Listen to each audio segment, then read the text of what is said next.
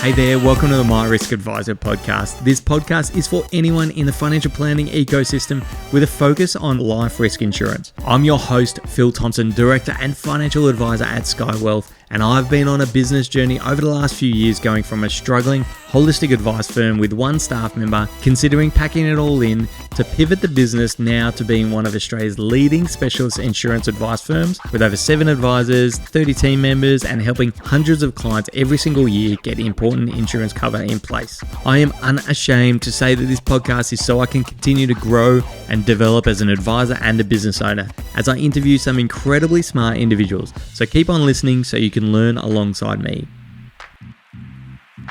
Right, so today with me, I've got a special guest, Principal Financial Advisor at First Financial, host of the Ensemble podcast, and most importantly, a TikTok megastar, James Wrigley. Thank you for joining me today. Phil, thank you for inviting me on to be a guest today. I reached out to you a few weeks ago, wanted to catch up with you and grab a coffee, ask you a whole bunch of questions, and it ended up you just asking me heaps of questions. So I thought, let's just record my questions, so at least I get to ask them now. So I guess that's the curse of running your own podcast that you do. It's easy just to interview people. Yeah. Awesome. Well, so today I just want to ask you questions about marketing, about content, and how you've gone about it. What's your journey today? What's your advice for other advisors out there? So first of all, help me understand overall your career journey. Where have you come from? What have you done? And what are you doing today? Yeah. So today I'm a financial advisor. I have the title principal, yes. I'm a part owner of the business that I work in, and there's a team of advisors and associates and so forth in the kind of the team that I'm responsible for within the business. But it's been a bit of a journey to get to there. Like if I go back kind of way back when, like a lot of people, it just ended up in financial advice. It wasn't a planned journey into financial advice. The first job I had out of uni ended up being outsourced to India. And my last responsibility there was to train some people that had come over from India on how to do my job. And I kind of jokingly say that they took the job with them on the plane back to India when they left Melbourne, and then ended up in financial advice. Started off as a client service manager.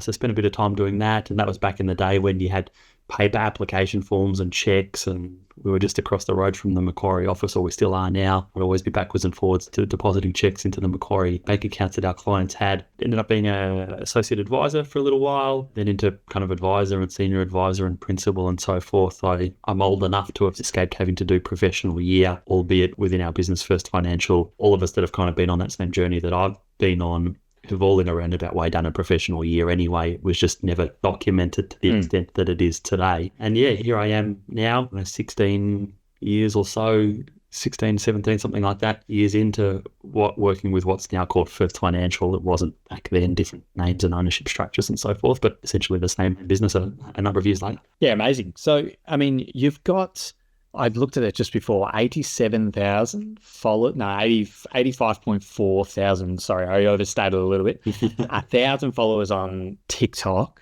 Yeah. You're a financial advisor. It's not an incredibly sexy topic, but you've got a lot of people following your content. So did you grow up wanting to be a social media influencer? Like, how did we get here? Yeah, how did we get to here? So I got to here from, like a lot of financial advisors, you go and try and build relationships with accountants and mortgage brokers and lawyers and all of these kind of things. And through a financial planning client of mine, I got into talking with their accountant, and we struck up a fantastic relationship. I then kind of hit him up for mentoring. I was going in and meeting up with him once a month just for my own kind of career mentoring. He's a couple of years older than me, but was a lot further on in his career in accounting than I was. You know, it was struck up quite a friendship and his kind of mentoring and so forth. And it ended up that I had a year or two of really strong client referrals from this accountant. I kind of woke up one morning and I thought, what happens if all of a sudden this guy doesn't like me anymore for whatever reason? Could happen, someone else knocks on his door, or he strikes up a relationship with someone else, and then, you know, I've had this degree of success in my financial planning career with working with these new clients, but they could very easily have gone somewhere else. And I'm like, well, how can I get people to want to work with me because I'm me, not because some accountant or mortgage broker or lawyer had referred them to come and talk to me? I was a big consumer of Gary Vee and all of his content, and have been for years and years and years. And then so kind of thought, oh, there's this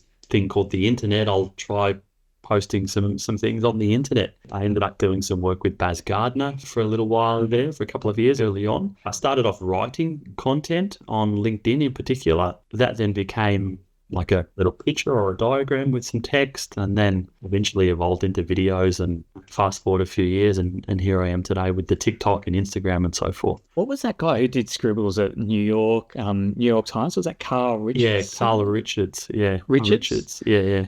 Yeah, cool. And so did you see that before you started doing it? Yeah, I'd seen him. So I attended the FPA conference in Sydney years back, and he was a guest speaker then. I had no idea who he was up until that point, and I sat in this presentation and my world was like, whoa, this is just incredible. That it simplified things down so much. So that did have a big influence on things early on in the piece. But I started on LinkedIn because like my family and friends weren't really on there. I didn't want to show up to my parents' place and my brother go, I saw your thing on something or other on superannuation. Like, what the hell's that about? So I kind of was just, LinkedIn was the safe place for me to start, and it's evolved from there. And so how long were you writing on LinkedIn, writing articles and doing drawings? Yeah, I went back and looked at that a while ago. It was, I think probably the first time that I posted something proper was probably 8 years ago, probably getting close to 9 years ago. It was the 1st of January. It just so happened to be a New Year's thing. And I wrote this post, and it's like you could do like a blog kind of thing. I think you still can do it on LinkedIn. I went back and read it just only a number of months ago, and I wrote this piece saying it was something along the lines of just start. And it was me kind of just talking to myself saying, look, I don't know where this thing's going to go. I'm just going to start doing something. This is me starting doing something by just writing. Maybe it will end up in YouTube. Maybe it will end up in something else, but I'm just going to start. And it was the Christmas holidays. We were closed from work. And so I just written it and then happened to, I'll post this on the 1st of January. It's a good kind of New Year's resolution type thing. And that was the very first piece of content of any real substance that I put on the internet. I did kind of writing pieces for a little while, and as I said, it's then evolved into others from there. And when did you start creating video? I guess video content is just kind of what you're known more for now. Yeah. When did you start delving into video? What was the reasoning behind that? That might have been 5 years or so ago now as well, 5 or 6 years ago. It was a while back, but that was again another LinkedIn thing. So at that point in time, I was posting reasonably regularly on LinkedIn, as far as LinkedIn by LinkedIn standards back then. I was invited to be an early adopter of being able to post native video on LinkedIn. Back then, you couldn't upload a video directly to LinkedIn. You had to embed a YouTube link or something like that. So because I'd been publishing written pieces on there, they gave me the opportunity to be an early adopter of video. I'm like, okay, I've got an opportunity to stand out here. No one else really has access to this, or very few people have access to this. I want to try and do something. And the very first video that I did was me walking from my office up to the train station, Parliament train station in the Melbourne CBD, walking up to the train station, and me I had the phone down here. I'm like, I was all embarrassed. I'm like, someone might see me. And I was something along the lines of, I've got this feature, I'm just trying to test it. Let me know if you see this and how it goes or whatever. And so I posted it. Like the video was rubbish, but a few people saw it. And then because I had that feature, then I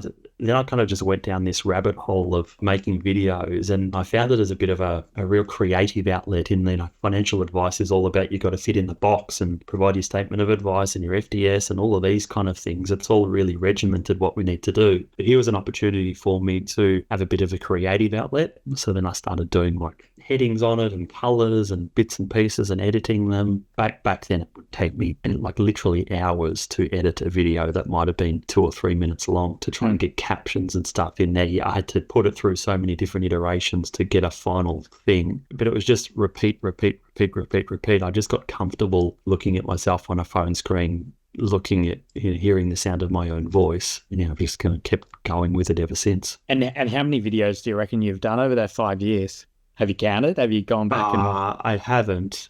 So I know LinkedIn. I know TikTok well in excess of 1,000 now, because I did a video. There was a trend on TikTok at that time of, it was like a year in review, a recap thing. People were doing like a PowerPoint presentation of things that had happened that year. And I did a video just sitting here at the desk where I'm sitting now for my 1,000th video. It was a recap of, this is my 1,000th video. I posted my first one on whenever I posted it on. I'm posting this one now. Over that time, there's been this many views, this many likes, this many followers or whatever. So TikTok is well north of 1,000. Then I post that same video on Instagram, so it's the same video, but there's less on there because it's only recently I've been quite actively posting on Instagram. I don't know, there's probably several hundred on LinkedIn, so I don't know, I'd be up to 1,500 maybe, something like that.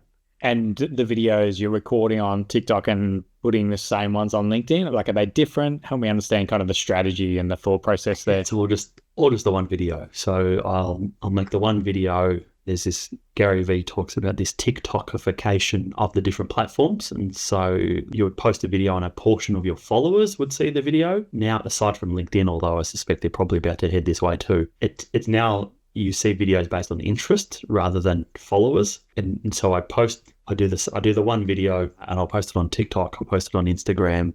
Every now and then I'll post it on LinkedIn. I'm not quite so active posting on LinkedIn as what I once was. It's more just like kind of forget to. And then I say, oh yeah, I should put this video on LinkedIn as well and put it on there. So it's just the one video that I do in all of those different places. I record it once and post it in the different places and write a slightly different kind of caption or so, some text for the video. And have you ever worked out like cumulative time investment on creating editing captions? You're not interested because you don't want to think about the level of investment, or it's that's the time, that's running a business, that's marketing, you got to invest the time. And look, it's not, so I kind of don't do it from a marketing mindset. Without a doubt, absolutely, it's turned into a marketing channel for sure. It kind of started out like that, as I was saying before, with the accountant that I was working with. And how can people want to work directly with me? I now get far more enjoyment out of kind of the community that's formed around the content that I put out and the education that comes from it. I get so many messages of people phone calls and things that I talk to. People are saying, oh, because of your videos, I've done this thing and I've done this thing and I've done this thing. And I'm in such a better position now than what I was, or I now understand how this thing works a whole lot more than what I did. That brings me a whole lot of satisfaction. That's the driving force behind it. Yes, there's a financial benefit that comes out the other side. In the beginning, as I was saying, it would take me quite literally an hour or two to edit one particular video, just because there weren't the tools around that there are today. 7-8 years ago, to get these things onto LinkedIn, it was a lot of work. Today, it's really simple to do a video and edit it and post it and so forth. I now actually spend far more time today, in a term that I never knew, but in conversations I've had, it's become apparent, in the community management and community engagement. So it's responding to the questions of the people that are asking me questions on these videos. It's responding to those questions. I spend far more time in the comments section than I do actually making the videos nowadays. Yeah, and I mean, I think you make a good point. If like when you said, I don't look at it from a marketing point of view. I don't think anyone would invest 1,500 videos if they only looked at it at a lens of give me an ROI. Your growth in social media success is really on the back end of it.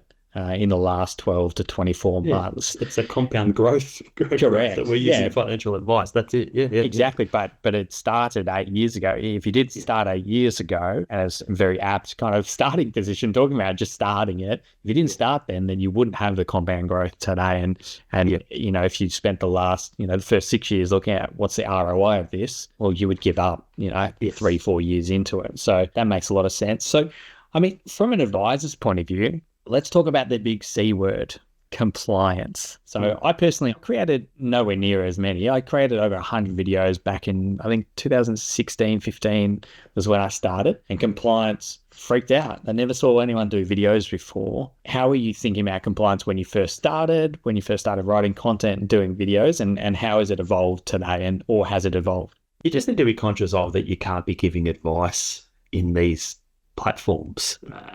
Like ASIC's got some papers on it. They took a few kind of influencers to task a couple of years ago, and so they've released some guidance on what you can and can't do. And my kind of head of compliance and so forth, she only joined TikTok because of the account that I had, so that she could just kind of keep a bit of an eye on things. I certainly, fortunately enough, don't work in a business where I need to get someone to vet the video before I'm allowed to post it, because that would well and truly just break down the rhythm. I feel like I need to be in the moment. I need to explain something to a client. I need to be on that high. I'll just capture it and then post it and bam, I'm done. So fortunately, don't work in one of those types of environments, but there are some licensees and so forth out there that probably is the case. And so that's going to be a challenge. Like, you can talk about how superannuation works, how investing works. You can talk about capital gains tax, and you can talk about all of these kind of things. Really, if I went through all of the videos that I've done, there's probably wouldn't be any more, I reckon, than a dozen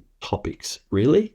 It's probably a dozen topics that are spoken about in slightly different ways with some slightly different client scenario. There's a retiree that's downsizing their house and they're making a super contribution, they're starting a pension, or we're doing a recontribution strategy, or there's a younger person that owns their own home and they want to try and keep that and buy an investment property, and they're trying to work out how do they structure their debt. Like there's probably only, as I said, a dozen really things that I'm talking about. It's just saying it in different ways. And it took me a while to kind of get my head around that I can say the same thing 100 different ways. And broadly, people aren't going to get sick of it because they might not have even seen the other 99 videos that I did in this anyway, because the 5 new followers that I've had today, unless they've trawled back through the last 1,000 videos, they probably haven't seen it now anyway. And so that's to the point where and I don't have it with me here, but a lot of my videos I do a sketch with them. I ended up just buying a notebook that I just do all of these sketches in. And there's been a couple of occasions, particularly with the lead into the end of the financial year and the carry forward concessional contributions dropping off, where I've actually literally just used the same diagram 2 or 3 times. I did it the first time explaining it, and then a second time, and a third time, and a fourth time. I'll say the video slightly differently. I'll use slightly different words. None of it's ever scripted. Yeah, I think that's a big hesitation from advisors about creating content, is thinking about, like, how do we come up with the content? And one of the things that actually changed my thinking around it was, it was in a book. I can't remember the book, but it talks about, like, you're marketing to a marching band and not a standing crowd. So you can literally do the same. It's obviously you can't do the exact same video and only the same video, but you could talk about the exact same concepts and wrap it in 5 concepts or 10 concepts, and people aren't going to get bored because they're not sitting there watching James's every video. And the ones that are, they're super fans and they're crazies anyway. So, they're happy to watch you say the same thing 5 different ways anyway, if they're much of a fan. But people kind of will see one video out of every, 10 or 100. That's one thing I heard in the past is that made me think about, given our niche is insurance, there are 12 different concepts in insurance, but it's broad financial advice. You can talk about, super contributions. You can talk about, paying off your home loan. There are broader areas, but thinking about clients don't just watch every one of your videos. They don't care enough about us. So you can keep doing the same stuff. And the same idea applies to, I often get questions about, well, how many times should I post? It's like, well, the more the better. Because exactly as you're saying, no one person's going to see every video that you do anyway. So if you can somehow post 10 different things in a day, post 10 different things in a day. If you can only do 3 in a week, we'll do 3 in a week. But the more the better, because no one's going to see everything that you share anyway. Yeah, and you mentioned the reason you started on LinkedIn is you don't want your brother to come and basically have a go at you. And I've had that in the past. People, my siblings have teased me about any content that we produce. But, like, how did you overcome the feeling of stupidity? You just have to dive into it. It's awkward the first time. Like when my brother ends up following the TikTok page or the Instagram page or whatever. I feel like it's awkward in the first time, but then they end up just becoming supporters of you anyway. Like they get over it and they see, okay, James is off doing these things. And then if, they're friends or family or whatever, if they're any good friends or family, they're going to be supporters of you, seeing that, oh, look at this growth that you're getting in there. Wow, that's fantastic. You've just got to dive into it. There's going to be, it's awkward in the beginning, whether it's your own face or your own voice or something, you don't like the sound of it, or whether you're going to, run into your brother at lunch at your mum and dad's on the weekend and they're going to say, oh, I saw your video about this thing. You've just got to get over it.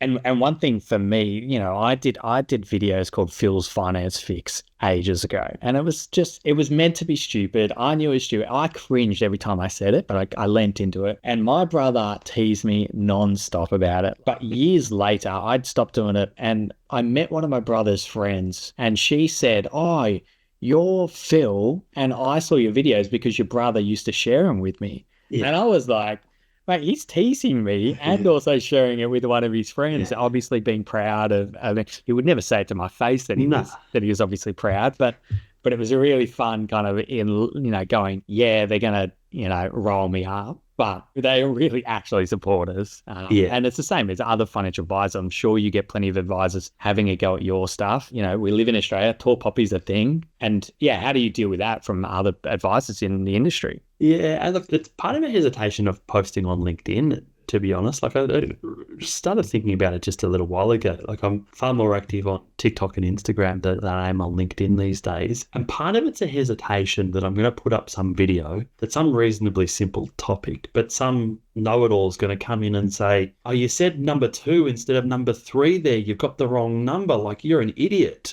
And that happens particularly on LinkedIn because of like a lot of my connections are financial advice type people. And so it's being scrutinized, every single thing. I'm like, it's not the end of the world. It's just, I said the wrong word there. It's okay. It's not going to hurt anyone. But I do worry about that a little bit. And I think that does get in the way of me posting a bit on LinkedIn. I never had that worry before, but it's a worry that I've acknowledged has creeped in the last 6 to 12 months. And I think that's part of the reason why I haven't been posting quite so much on LinkedIn. I'm not so worried about that on Instagram or TikTok. By and large, they tend to be quite supportive communities. And also my page is at a level where if someone jumps in and says, oh, James, you're a moron, 3 or 4 other people are going to jump in on that comment and say, no, you're the moron. Go and watch James's other 1,000 videos. And so I kind of feel safer in those places than I do on LinkedIn, possibly.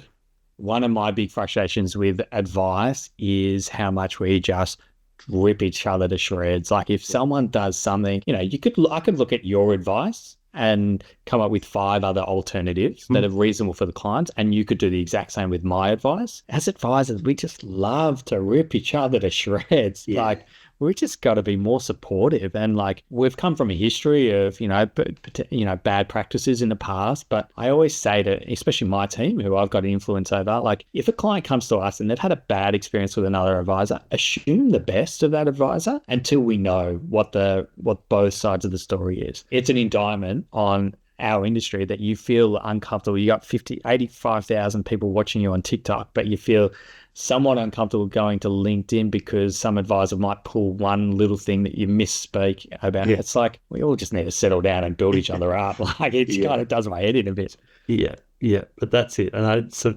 I said, it's only something that I've realised that I think is going on in my own head 6 or 12 months. It is a lived experience of you and a lot of advisors. We do feel attacked by our own kind, unfortunately.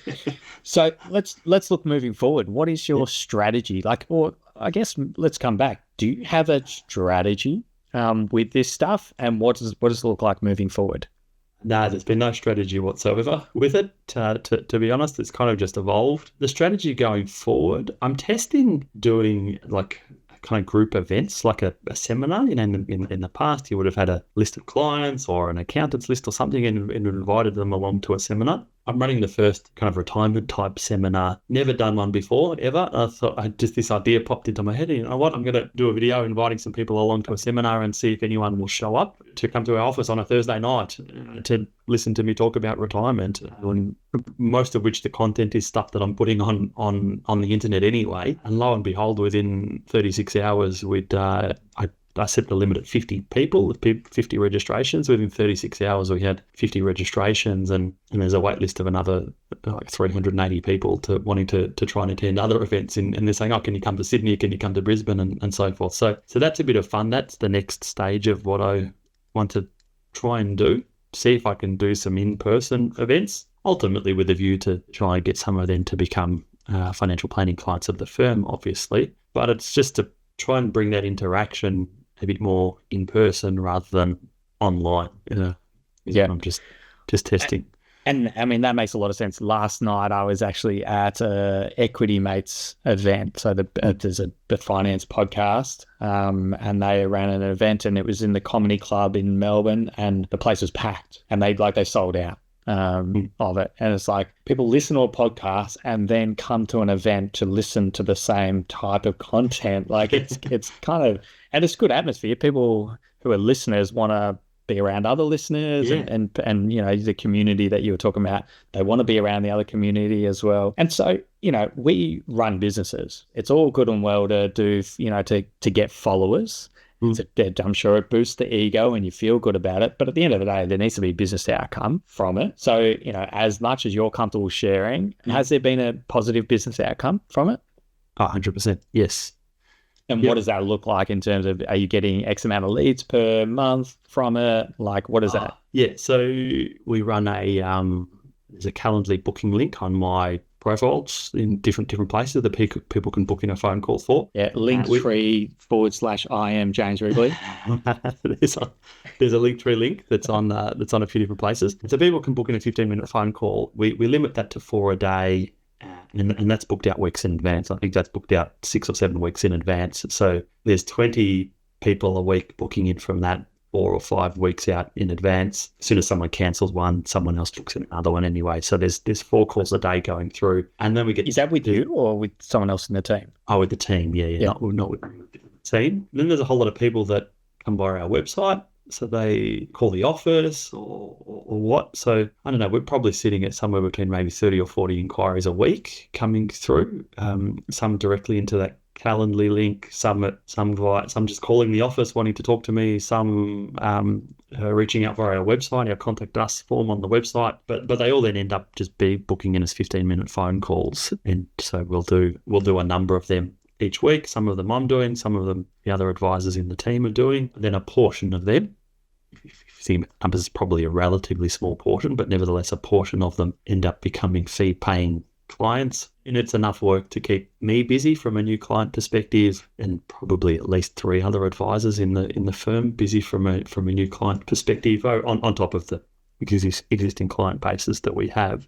Yeah. So it's really worth the effort. I've looked at that link, and we're recording on the 11th of July, and I can't book in until September. Right. And you've clearly booked out, you can't book more than 2 months in advance by the look of the calendar. And so there's like very few slots available. I better change that. I didn't realize I had a cap of how far in advance people can book for. Yeah, it looks like there's only 6 days available, and they're only in September. So it's clearly... I better change that. Yeah. It's clearly working. And in terms of advice for young advisors, or even old advisors, we don't need to be ageist at all. Like this can work for anyone, I believe. Do you kind of subscribe to that? 100%. Yep. And so what would your advice to anyone who's thinking, okay, in 8 years' time, after a huge level of investment, I want to be getting, I want work for 4 advisors through my efforts. What do we need to start doing now? Is it do we just run the same playbook, start writing on LinkedIn, then start recording videos? What would your advice be? You get your phone out, as daunting as it is. You start recording videos and you post them on Instagram and TikTok. It will not take you 8 years. If you start doing that and you post even just once a day, you want to try and do it more. And that sounds scary, but I can talk you through the method of doing it. But you want to try and post as frequently as you can. You could open up a TikTok account and an Instagram page this afternoon, and within 3 weeks have people booking in to want to talk to you. There's a number of financial advisors using TikTok now. There wasn't in the beginning when I first started doing it. There's a few more doing it now, but everyone that I talk to is getting inquiries, whether they've just been doing it for a few months or whether they've been doing it for a few years. Everyone's getting a level of inquiries coming through from there. So first thing I'd do is get your phone out, get over not liking the sound of your own voice, just deal with it, record a video and post it. And in terms of the content, so like I've listened to a lot of Gary Vee as well. It's about just add value. Don't go out there and say, hey, this is how you become a client of me and this is what value I can do. Like share everything. Yeah. The more you give, the more you'll get back. You don't worry about being a gatekeeper. Like people that I get the opportunity to speak to, they'll often say, oh, you've shared so much. If there was someone that was going to just try and consume everything and then do it all themselves, they were never going to pay you for financial advice anyway. So just let them be. Just give it all away. But you find the more that you let people inside your world, peer under the hood, give away all the secrets, and more that will come back. You don't want to hesitate on that whatsoever. Yeah, and I mean that's great advice. And the thing that I wrote down as a James Wrigley quote that you said earlier is the reason you moved to video on LinkedIn. You saw that it was an opportunity to stand out, and I think like with videos, there's still almost no advisors doing it. Like you still stand out of the crowd very quickly and easily if you start posting on social media and start creating content and valuable content. So even now, there's still a huge opportunity to stand out in the marketplace. You don't need 85,000 followers on TikTok to do so. You can, have a few hundred and it'll go from there. Like different people that I've done podcasts with and so forth have gone on to then start doing it themselves. They're all getting some level of work within a short period of time. But the thing is, they're doing something about it. There's how many thousands of financial advisors there are in the country, and at most there'd be a dozen putting videos on TikTok. And there's over 11,000 or 16,000 or 15,000, whatever the number is, I don't even know. There'd be a dozen putting videos on TikTok. Yeah. All right. So I appreciate all your time. It's been hugely valuable. It's inspiring for me. I need to get and kick up the bum and get back and do some more content for sure. But I've got 2 questions for you. Given that you got a young family, you're doing a million videos, like when do you get a chance to do your emails and your actual day job? That's the hard part. That really is the hard part. So my calendar is ruled by Calendly. So there's a lot of different things going on, but I block out time. I block out half of Tuesday and I block out half of Thursday where no one can book meetings in for me to try and do some actual work or book in last minute things that need to be dealt with. Otherwise, my calendar would be full and nothing would get anywhere. And then there's just the support team that I have. I'm fortunate enough to work in a business where I'm not on my own. It's big enough that I have a direct associate advisor in Julia, and I have support from Chester over in the Philippines with VPP, and then there's other advisors and associates that I can call on within the business if I need some extra help. So that's a bit of a blessing that I'm not in a tiny little business. It's a big business. Awesome. And last question, what's one interesting hobby that you have? Interesting hobby that I have. One thing on the topic of the videos, if we continue on with that, I've become a bit of a lawn obsessed person, like the grass in the backyard, mowing the lawn and that kind of stuff. So the house that we're in now, we built it about a couple of years ago. I spent all this money having a landscaper help us do the backyard. And being the financial advisor, I'm like, I don't want to just let it turn to crap. I've spent all of this money in the investment in the backyard. I'm going to maintain it. And so then I've ended up doing some videos on TikTok and so forth of me like cutting the grass and different things and this kind of lawn renovation that I did back in January. And then I had this run of people that were booking in calls. The very last question that they would ask me, they'd say, James, how's the lawn going? I love watching those videos. So it ended up with like this whole kind of different subset of clients coming in that themselves were all into gardening and their lawn care, whereas I never was before, but now I am. So that's good. I know I'm good friends with a mortgage broker. Her husband owns a TikTok, an Instagram thing. Lawns in good nick. Yeah. 221,000 followers. Yeah. And he just mows the lawn and hangs out with his kids. He's an ex-teacher, quit his job, full-time lawnfluencer. Is that what you call? Yeah, call them, I guess. Probably something like that. So you'll be in the next lawnfluencer, I'm guessing. Yeah, I'm trying to get Ryobi or someone to send me some free stuff, but they haven't yet. They don't like. I don't have enough followers. I don't think I need 200,000 of them before I'll get a free lawnmower. Yeah. Awesome. This has been hugely valuable. I think, my takeaways is like, as you said, like it's 8 years of investment, but it doesn't pay off until you start. Just exactly the same as advisors, we talk about investing. You don't get the returns, initially. It takes that investment. And so just get started, and there's still huge opportunity to stand out, as you said. So thank you very much for coming on, providing so much value as you continue doing your videos, and I wish you all the best of luck with it all. Thanks, Phil. Thanks for having me. Awesome. Thanks, mate. If you've enjoyed this episode and you think someone else will get value out of it, I'd love it if you could forward it on to them. And as always, we can continue the conversation in the My Risk Advisor Facebook group. All you need to do, open up Facebook and search My Risk Advisor, and I'll see you in there.